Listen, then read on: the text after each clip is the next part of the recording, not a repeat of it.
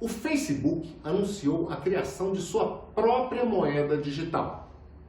Um dinheiro emitido por uma empresa privada com bilhões de usuários em todo o mundo movimentou os bancos centrais de vários países, que passaram também a estudar a criação de moedas digitais. E o Brasil já começa a pensar na sua, como você vai ver aqui no Em Discussão.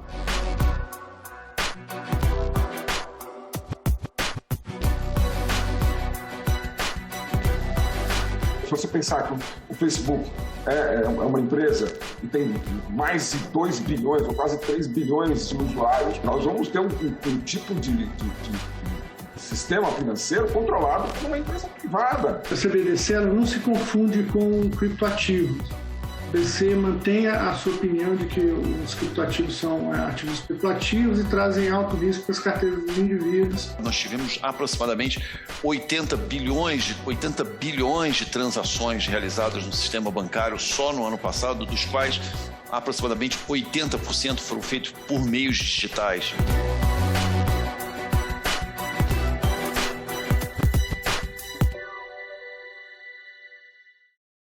E a iniciativa do Facebook de criar, ao lado de outras empresas, uma moeda digital, fez soar o alarme no Banco Central. Do ponto de vista global, até 2019, os bancos centrais ao redor do mundo estavam numa situação de esperar para acompanhar o amadurecimento das tecnologias e das ideias. Em 2019, o Facebook propôs a criação de uma stablecoin global e em 2020 a pandemia acelerou a necessidade de pagamentos digitais.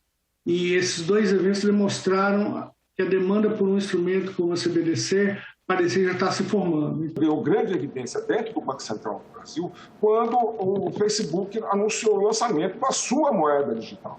Ou seja, a gente estava na perspectiva de ter uma moeda, se você pensar que o Facebook é uma empresa que tem mais de 2 bilhões ou quase 3 bilhões de usuários pelo planeta, se eles adotam essa moeda, se essa moeda é adotada em larga escala, né, nós vamos ter um tipo de sistema financeiro controlado por uma empresa privada, onde que não tem uma fiscalização, digamos, com mecanismos democráticos que o Estado tende a ter.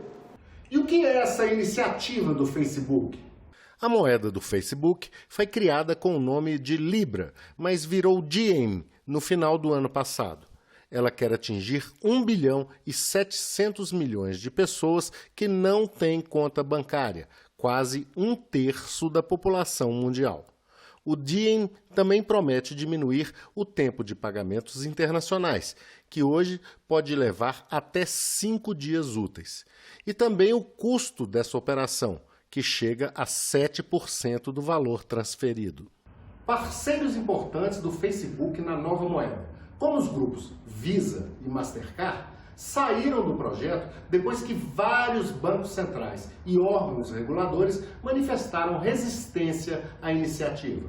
A discussão do lançamento do real digital tem a ver também com a perspectiva do Estado tomar as rédeas de controle do sistema financeiro, do sistema monetário. Porque você, do jeito que essas grandes empresas de tecnologia, chamadas Big Techs, estão avançando, isso corre um risco muito grande desse controle ficar na mão dessas empresas. A gente está vivendo um momento tecnológico onde a gente está vendo grandes empresas que têm poder maior do que alguns estados. Isso tem que ser, de alguma forma, controlado. Como o Estado pode garantir que essas novas tecnologias não vão ser utilizadas para, de alguma forma, serem desvirtuadas das suas finalidades iniciais, né? O BC teria uma ferramenta para cumprir as suas missões de estabilidade monetária e financeira numa economia que é cada vez mais digital. Esse é um dos pontos fundamentais do projeto da CBDC. Eu acho uma coisa extremamente importante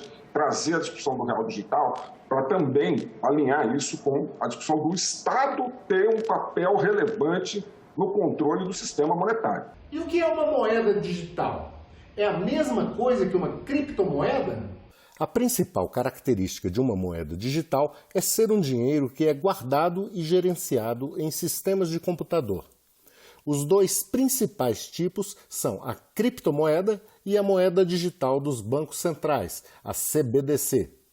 A CBDC é uma moeda emitida sem ter sido impressa e faz parte dos meios de pagamentos de um país, obedecendo às regras do seu banco central. Já as criptomoedas são emitidas de forma descentralizada e são reguladas por sua própria rede de usuários. A CBDC ela não se confunde com criptoativos. O BC mantém a sua opinião de que os criptoativos são ativos especulativos e trazem alto risco para as carteiras dos indivíduos. E, do outro lado, a CBDC é simplesmente uma expressão do real normal, o real físico que você já usa no seu dia a dia. E se ele vier a ser, se o real digital vier a ser emitido pelo Banco Central, ele vai fazer parte da política monetária do país. Então, apesar de algumas das tecnologias propostas pela CBDC serem muito próximas às tecnologias utilizadas em criptoativos, elas são muito diferentes em sua natureza, dado o emissor e a maneira como ela é gerida.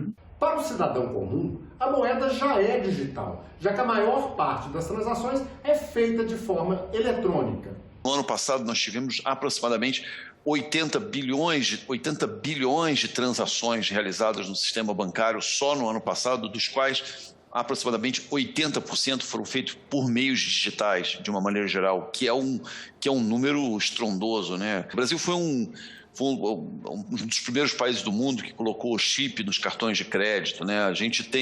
O Brasil é um dos países no mundo que mais utiliza a biometria para suas transações. O formato digital já é predominante no Brasil, né? O papel moeda praticamente já não existe em alguns países. Eu me lembro, eu fui na China em 2017, já o papel moeda, apesar da China ter sido o criador do papel moeda, já não existia em 2017 papel moeda na China, né?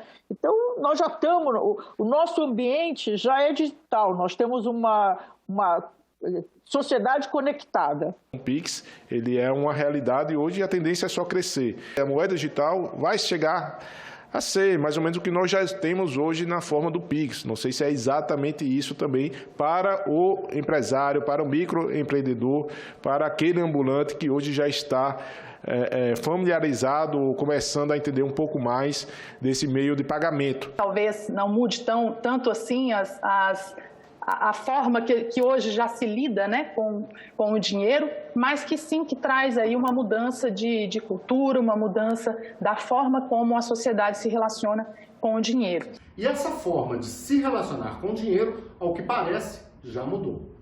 Quando eu estou na praia de Ponta Verde, em Maceió, e passa um ambulante vendendo amendoim, ele está ali com o número do Pix. Então, olha só, onde nós chegamos, né? Aquele empreendedor, a princípio, que teria dificuldades em vender o seu produto para quem anda sem dinheiro, com papel, porque as pessoas que entram no mar dificilmente levam o papel, carteira, né, as pessoas que estão na praia, e até por comodidade, ou já gastaram dinheiro de outra forma, ou não tem um dinheiro trocado. Agora, independentemente do valor, são centavos, você consegue fazer transferência por Pix, né, que não há limitação de valor, e foi um momento em que gerou um impacto direto na economia. De fato, há muito tempo o digital já domina o Brasil. A participação do formato digital no mercado monetário brasileiro é superior a 96% há quase 20 anos, desde 2002. Desde então, manteve um ligeiro crescimento até a pandemia, quando caiu e voltou a subir. O Banco Central vem trabalhando, pelo menos desde o começo desse século, na digitalização dos meios de pagamento. O SPB, o Sistema Brasileiro de Pagamentos, o STR, para transferência de reservas, a moeda eletrônica, o SPI, o PIX, são passos nessa jornada de digitalização e o próximo passo deverá ser o CBDC. Esse processo de digitalização, sim, tende a ajudar aos microempreendedores, né, tende a ajudar a população em geral, que tende a ter custos mais reduzidos para fazer as suas operações financeiras. E esse aspecto é muito importante e tem que ser ressaltado. Eu acho que essa digitalização já está acontecendo, a gente já tem visto, né, um nível de digitalização muito grande, foi mencionado aqui os números, né, um nível de digitalização muito grande dos pagamentos, mas lá na ponta ainda você tem mecanismos de uso do dinheiro ainda com escala grande. Quer dizer, portanto, quem paga mais pelo uso do dinheiro é exatamente quem tem menos, é quem está lá na ponta. Esse processo de digitalização mais amplo, em geral, facilita a vida de quem está lá na ponta. Com um mercado tão avançado, a questão no Brasil passa a ser o que o real digital pode trazer de benefícios além do que já temos hoje. Qual é o valor agregado que nós já temos hoje, dentro do quadro que nós já temos hoje de digitalização, quase que está tendendo a ser 100% do nosso trabalho com digitalização. Então, eu acho que um pouco saber assim, como é que muda, né? Tem duas questões que são também importantes, né? Que a adesão tanto das pessoas vai ser proporcional a quanto vai facilitar o dia a dia das pessoas, o cotidiano das pessoas, das empresas, e segundo dos bancos também. O desafio principal para o real digital, então, nesse ambiente, é ir além do que o nosso serviço de pagamento já oferece à população, serviços já oferecidos pelo Pix e o que o Open Bank pode trazer. A gente precisa construir sobre essas plataformas e criar, dentro do perímetro regulatório do Banco Central, um ambiente propício à atuação segura dessas novas tecnologias financeiras. Se hoje a gente tem alguma dificuldade, por exemplo, para abastecer um distribuidor de moeda, né, de papel, essa dificuldade ela vai se diluir. Porque você vai ter, né, nos smartphones, ou enfim, nas carteiras digitais, né, ainda não se sabe bem como vai ser, mas isso cada cidadão vai ter ali o seu próprio acesso. É importante situar que o contexto da moeda digital, né? Existe um conjunto de variáveis transformando o nosso cotidiano, particularmente no mercado financeiro. Nós temos hoje novos players, novos modelos de negócio, uma desintermediação que está impactando e na minha opinião, vai impactar cada vez mais os grandes bancos, né, os bancos tradicionais, desintermediação, as grandes plataformas tecnológicas entrando e cada vez entrando mais no sistema bancário, no sistema financeiro, novos produtos. E a CBDC deve receber funções diferentes em cada país em que for adotada. Os projetos CBDC ao redor do mundo, do meu ponto de vista, eles têm se materializado em três formas: pagamento de atacado para pagamentos entre bancos e trocas de recursos entre países. Exemplos dessa linha de ação são a Europa, a Suíça e Singapura.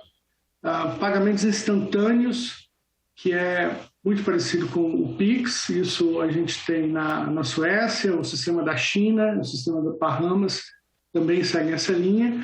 E uma terceira linha é uma linha de fomento a modelos tecnológicos e novos modelos de negócio.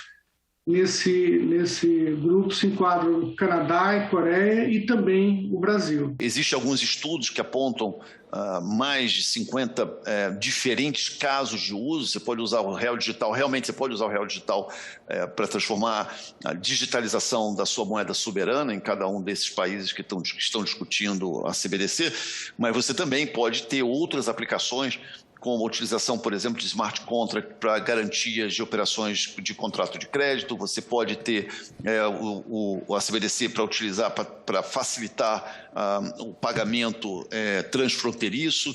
Você tem muitas aplicações que você poderia utilizar. Será natural que esses casos de uso irão variar de país para país. Talvez tenha alguns países que tenham mais necessidade de digitalizar sua moeda soberana, e talvez tenham países aqui que já tenham cumprido essa etapa de digitalização ou de digitização das transações monetárias e que precisem do CBDC propriamente dito para outros tipos de transação.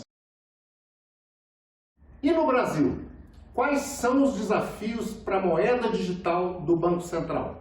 Os principais objetivos da criação de um real digital seriam acompanhar o dinamismo da evolução tecnológica da economia brasileira para contribuir para o surgimento de novos modelos de negócio e de outras inovações baseadas nos avanços tecnológicos que a gente tem visto nos mercados financeiros. Atualmente, isso também vai permitir que a gente aumente a já grande eficiência do nosso sistema de pagamentos financeiros, a gente espera isso, e que favoreça a participação do Brasil no cenário econômico regional e global, aumentando a eficiência das transações transfronteiriças, que no nosso caso não são tão grandes assim. A gente tem bastante a ganhar na parte de operações transfronteiriças e pagamentos internacionais. Os objetivos explicitados do Banco Central, né, acompanhar o dinamismo da evolução tecnológica da economia brasileira, contribuir para o surgimento de novos modelos. Bom, tem os 4, 5 objetivos, me parecem muito gerais. Por exemplo, no caso do chinês, tem 2 objetivos, me parecem muito mais específicos, né? Um é a questão da internacionalização da moeda chinesa, né? E que tem a ver com outro objetivo da China, que é reduzir a hegemonia global do dólar, né? E a China tem a moeda ser aceita, né? E dentro dessa estratégia de internacionalizar o yuan, ela tem um cenário favorável, que é a influência econômica que ela está tendo nos países asiáticos e africanos. Os rumos que a CBDC vai tomar no Brasil vai depender muito do que vai acontecer nos outros países. É importante a gente entender também como é que esses outros países estão tratando do assunto, as questões regulatórias, as questões operacionais, tecnologia, comportamento do consumidor. Então, é muito importante que a gente tenha realmente um entendimento maior aqui das oportunidades. Isso não é um movimento exclusivo do Brasil, né? O mundo inteiro, o sistema financeiro, os bancos centrais de diversos países no mundo estão discutindo ou já implementando a moeda digital. A ideia de se ter uma moeda digital oficial, que não é um projeto isolado do nosso Banco Central. Estima-se que cerca de 60 países estejam cogitando adotar moedas correntes digitais emitidas por seus bancos centrais. Em outras nações, a moeda digital já encontra em fase experimental de utilização, como é o caso da China, que lançou o Yuan Digital em abril deste ano. Desde então, as transações por esse meio de pagamento já superam a casa de 5 bilhões de dólares, segundo os dados divulgados em julho pelo Banco Popular da China. O destaque, como também todos sabem, é o que está acontecendo na China, né? A China já, desde 2014, então ela já está adiantada, agora em 16 de julho ela lançou o meio de pagamento transfronteiriço, né?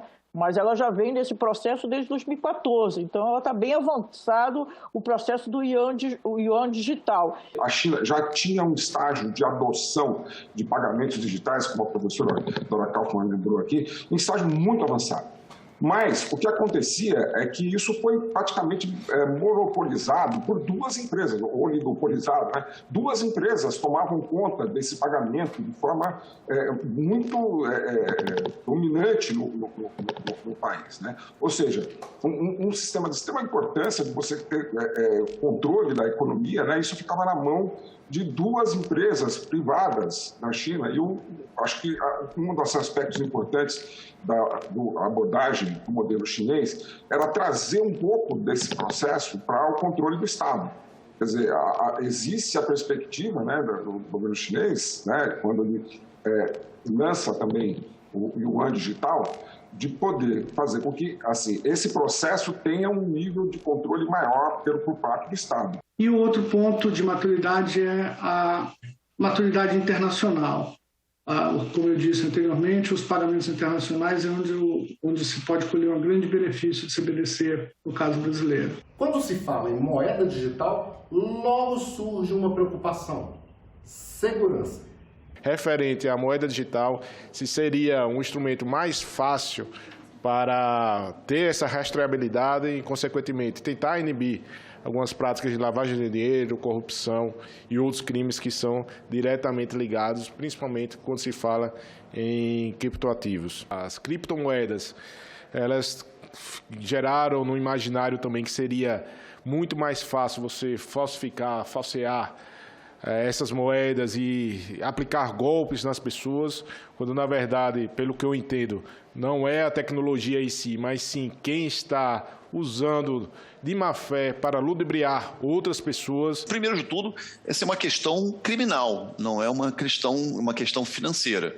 Para isso, o sistema financeiro nacional ele é composto, ele é uma atividade regulada pelo Banco Central, portanto, você tem aqui todo um arcabouço regulatório que regula os participantes do sistema financeiro e são fiscalizados pelo Banco Central em toda a sua essência. Aqui é muito mais uma questão criminal e que deve ser investigado pelas autoridades e devem ser punidos com rigor da lei. O Estado hoje já tem um arcabouço jurídico, já tem um sistema de prevenção, de controle à lavagem de dinheiro muito bem estabelecido. O Brasil está inserido num contexto internacional que trabalha na luta contra a lavagem de dinheiro e contra o financiamento do terrorismo. Então, essa inovação ela tem que ser vista, então, dentro desse contexto também, que precisa, eventualmente, ocorrer de adaptações do que já temos hoje para o que venhamos a ter com essa nova tecnologia. O papel moeda é uma transação anônima. Quando eu pago alguma coisa com papel moeda, não tem identificação das partes envolvidas na transação com papel moeda. Com uma moeda digital ou com qualquer outro produto digital, eu tenho a identificação e eu tenho geração de dados. Eu tendo a imaginar que a adoção de um sistema de pagamento, como está sendo mencionado, do real digital, tende a contribuir ao combate à corrupção, à lavagem de dinheiro, financiamento do terrorismo, todos esses outros aspectos. Não é sozinho, como já também foi dito, quer dizer, não é a tecnologia sozinha que vai resolver isso, quer dizer, você tem que ter todo o arcabouço legal também evoluindo em conjunto para fazer essas coisas, mas eu acho que caminha nessa mesma direção. Os problemas de segurança que não foram previstos para o Pix são um aviso para o real digital. O Pix, tenho certeza que foi um produto desenvolvido com todo o cuidado pelo Banco Central e compartilhado com os outros bancos, mas o que nós estamos vendo já anteontem, o Banco Central já discutindo a limitação por horário de saque, porque ele está sendo objeto de assaltos e sequestros relâmpagos intensos, Então, isso mostra a vulnerabilidade do produto. Mesmo um produto muito pensado e muito discutido por todo o mercado, de fato um sucesso do ponto de vista da praticidade das transferências, mas ele mostra claramente uma vulnerabilidade. Quando você fala, por exemplo, que o Pix facilitou, expôs as pessoas a sequestro, o cartão magnético já tinha a mesma coisa. Quer dizer, não é o problema do cartão magnético, não é o problema do Pix, é o problema da segurança da sociedade. A gente tem que olhar que a gente está vivendo numa sociedade onde existem grupos organizados, até internacionalmente, para fazer ações de assalto, nos mais variados tipos. O ladrão vai estar aonde está o dinheiro. E o real digital vai estar disponível quando? Eu estava achando, pelas informações que eu tinha, que era uma situação que o Banco Central, ou o Fábio mesmo pode responder, que o Banco Central já estava colocando para ser para já, ou seja, alguma coisa para logo. Mas, pelo que eu pude constatar aqui, é algo para a médio prazo, 2, 3 anos. Então, nesse momento, não teria um impacto imediato. Em 2022, nós pretendemos iniciar testes de eficiência, testes internos e talvez, se os testes avançarem bem, pilotos incluindo a população, mas não um sistema completo de CBDC, apenas testes iniciais para ver como que as pessoas responderiam a esse novo meio de pagamento. Como eu falei, é uma questão complexa e foi dito aqui, nós temos várias questões que ainda precisam ser respondidas. Então, vários testes vão ser necessários. A gente pensa que um período de 2 a 3 anos seria o ideal para que a gente tivesse esclarecido essas dúvidas e para que a gente possa lançar um sistema que faça diferença na vida das pessoas. E vamos torcer para que o real digital traga realmente benefícios para a população. Gostou do programa? Compartilhe. Obrigado a você que esteve com a gente e até o próximo Em Discussão.